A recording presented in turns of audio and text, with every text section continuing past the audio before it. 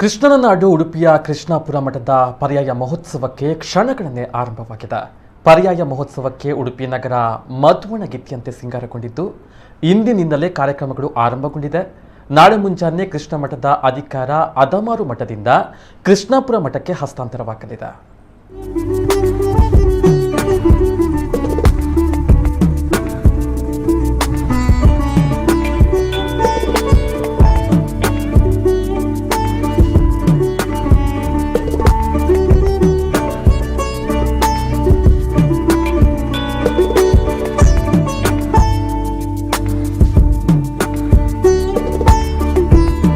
ಉಡುಪಿ ಕೃಷ್ಣ ಮಠದ ಅತಿ ದೊಡ್ಡ ಹಬ್ಬ ಅಂದ್ರೆ 2 ವರ್ಷಕ್ಕೊಮ್ಮೆ ನಡೆಯುವ ಪರ್ಯಾಯ ಮಹೋತ್ಸವ. ಪರ್ಯಾಯ ಅಂದ ಚಂದ ನೋಡೋದಕ್ಕೆ ದೇಶ ವಿದೇಶಗಳಿಂದ ಲಕ್ಷಾಂತರ ಮಂದಿ ಆಗಮಿಸ್ತಾ ಇದ್ರು. ಆದ್ರೆ ಈ ಬಾರಿ ಕೋವಿಡ್ ಕಾರಣದಿಂದ ಸರಳ ಮಹೋತ್ಸವ ನಡೆಸಲು ಪರ್ಯಾಯ ಸಮಿತಿ ತೀರ್ಮಾನ ಮಾಡಿದೆ.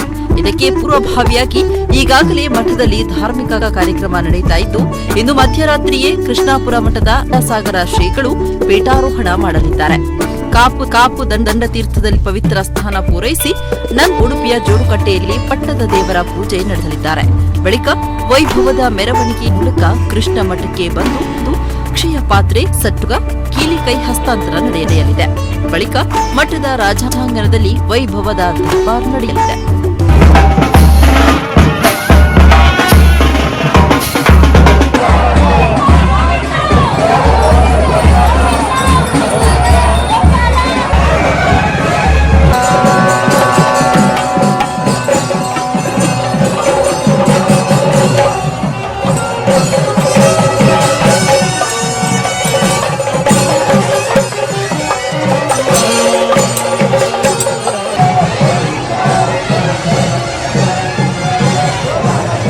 ಈ ಪರ್ಯಾಯೋತ್ಸವ ಅಂತ ಹೇಳೋದು 2 ವರ್ಷಕ್ಕೊಮ್ಮೆ ನಡೀತಾ ಬರ್ತದೆ. ಆ ಪ್ರಕಾರದಲ್ಲಿ ಪರ್ಯಾಯದ ದಿನ ಬೆಳಗಾತ ಸುಮುಹೂರ್ತದಲ್ಲಿ ಪರ್ಯಾಯ ಶ್ರೀಗಳು ದಂಡತೀರ್ಥ ಅಂತ ಹೇಳುವಂಥ ಕ್ಷೇತ್ರದಲ್ಲಿ ಅಲ್ಲಿ ಸ್ನಾನ ಮಾಡಿ ಅಲ್ಲಿಂದ ಸೀದಾ ಬಂದುಕೊಂಡು ಜೋಡುಗಟ್ಟೆಯಲ್ಲಿ ಒಂದು ಗುಡಿಯಲ್ಲಿ ದೇವರನ್ನಿಟ್ಟು ಪೂಜೆ ಮಾಡಿ ಆ ಮುಹೂರ್ತದಲ್ಲಿ ಅಲ್ಲಿಂದ ಹೊರಟು ಸೀದಾ ಮೆರವಣಿಗೆಯಲ್ಲಿ ಬಂದು ಅನಂತ ಚಂದ್ರೇಶ್ವರ ಮತ್ತು ಕೃಷ್ಣದೇವರ ದೇವದರ್ಶನ ಮಾಡಿದ ನಂತರ ಬಡಗಮಾಳಿಯಲ್ಲಿರುವಂಥ ಒಂದು ಅರಳುಗದ್ದಿಗೆಯಲ್ಲಿ ಬಾಕಿ ಉಳಿದ ಮಠದ ಯತಿಗಳಿಗೆಲ್ಲ ಒಂದು ಅರಳುಗದ್ದಿಯಲ್ಲಿ ಕೂತ್ಕೊಂಡು ಅವರಿಗೆ ಬೇಕಾದ ಮಂಗಳ ದ್ರವ್ಯಗಳು ಇದೆಲ್ಲ ಪೂಜೆ ಮಾಡಿ ಅವರವರನ್ನು ಪೂಜೆ ಮಾಡುವಂಥ ಕ್ರಮ ಉಂಟು.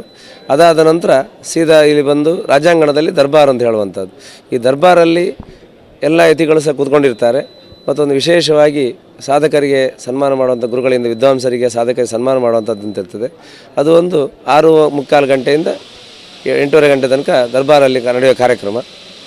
ಅದಾದ ನಂತರ ಮತ್ತು ದೇವರದ್ದು ಮಹಾಪೂಜೆ ಆದ ನಂತರ ಪಲ್ಲಪೂಜೆ ಅಂತ ಹೇಳುವಂಥ ನಡೀತದೆ. ಮತ್ತು ಅನ್ನಪ್ರಸಾದ. ಈ ಪರ್ಯಾಯದ ವ್ಯವಸ್ಥೆ ಅಂತ ಹೇಳುವಂಥ ಇಲ್ಲಿ ನಡೆಯುವಂಥ ಪ್ರಕ್ರಿಯೆಗಳು ಮೈನ್ ದಂಡತೀರ್ಥದಲ್ಲಿ ಸ್ನಾನ ಮಾಡಿ ಬರುವಂಥದ್ದು, ಮೆರವಣಿಗೆಯಲ್ಲಿ ಬರುವಂಥದ್ದು, ಸುಮುಹೂರ್ತದಲ್ಲಿ ಬಂದು ಮಾಲಿಕೆ ಮಂಗಳಾರತಿ ಎಲ್ಲ ಪ್ರತಿಯೊಬ್ಬರಿಗೂ ಅದಕ್ಕೆ ಸಂಬಂಧಪಟ್ಟವರಿಗೆ ಬಡಗುಮಾಳಿಗೆಯಲ್ಲಿ ಅರಳುಗದ್ದಿಗೆಯಲ್ಲಿ ಆಗ್ತದೆ. ಅಂದಾಗೆ ಈ ಬಾರಿ ಪರ್ಯಾಯ ಮಹೋತ್ಸವವನ್ನ ಸರಳ ರೀತಿಯಲ್ಲಿ ಆಚರಿಸಲು ತೀರ್ಮಾನ ಮಾಡಲಾಗಿದ್ದು, ಸಾಂಸ್ಕೃತಿಕ ಕಾರ್ಯಕ್ರಮಗಳನ್ನು ನಿಷೇಧಿಸಲಾಗಿದೆ. ಪರ್ಯಾಯ ಮಹೋತ್ಸವಕ್ಕೆ ಭಕ್ತರ ಹೊರೆಕಾಣಿಕೆಗಳು ಬಂದಿದ್ದು ಉಗ್ರಾಣದಲ್ಲಿ ಆಕರ್ಷಕವಾಗಿ ಜೋಡಿಸಿಡಲಾಗಿದೆ. ಅಲ್ಲದೆ ನಗರದಲ್ಲಿ ವಿದ್ಯುತ್ ದೀಪಾಲಂಕಾರಗಳು ಜಗಮಗಿಸುತ್ತಿದೆ.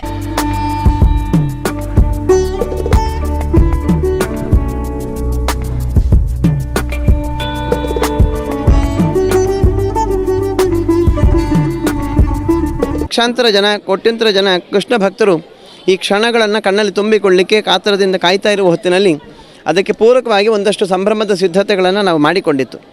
ಆದರೆ ಸರ್ಕಾರದ ಕೋವಿಡ್ ನಿಯಮಾವಳಿಯ ಪರಿಸ್ಥಿತಿಯ ಹಿನ್ನೆಲೆಯಲ್ಲಿ ಸಮಾಜದಲ್ಲಿ ಕೋವಿಡ್ ಉಲ್ಬಣ ಆಗ್ತಾ ಇದೆ ಅಂತ ಹೇಳುವಂಥ ಆತಂಕದ ಕ್ಷಣಗಳ ಹಿನ್ನೆಲೆಯಲ್ಲಿ ಸರ್ಕಾರ ಒಂದಷ್ಟು ಮಾರ್ಗಸೂಚಿಗಳನ್ನು ಕಡ್ಡಾಯವಾಗಿ ಮುನ್ನೆಚ್ಚರಿಕೆ ಕ್ರಮವಾಗಿ ವಹಿಸ್ತಾ ಇರೋದರಿಂದ ಪೂಜ್ಯ ಶ್ರೀಪಾದಂಗಳವರ ಅಪೇಕ್ಷೆ ಕೂಡ ಅದೇ ಇತ್ತು.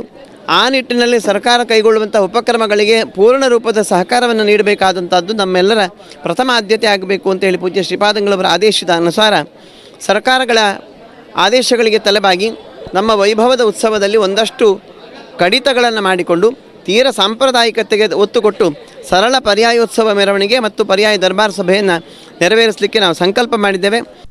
ಒಟ್ನಲ್ಲಿ 2 ವರ್ಷಗಳ ಕಾಲ ನಡೆಸಿದ ಅದಮಾರು ಮಠ ಮಾದರಿ ರೀತಿಯಲ್ಲಿ ಕೃಷ್ಣಾಪುರದಲ್ಲಿ ಅಭಿವೃದ್ಧಿ ಕಾರ್ಯಕ್ರಮ ನಡೆಸಿದೆ. ಮುಂದೆ ಕೃಷ್ಣ ಮಠದ ಅಧಿಕಾರ ಸ್ವೀಕರಿಸಲಿರುವ ಕೃಷ್ಣಾಪುರ ಮಠವು ಸಮಾಜಮುಖಿ ಕಾರ್ಯಗಳನ್ನು ನಡೆಸುವಂತಾಗಲಿ ಅನ್ನೋದೇ ಭಕ್ತರ ಶುಭ ಹಾರೈಕೆ. ಪ್ರಮೋದ್ ಸುವರ್ಣ ಕಟ್ಟಪಾಡಿ, ನಮ್ಮ ಕುಡ್ಲ ನ್ಯೂಸ್ 24/7 ಉಡುಪಿ.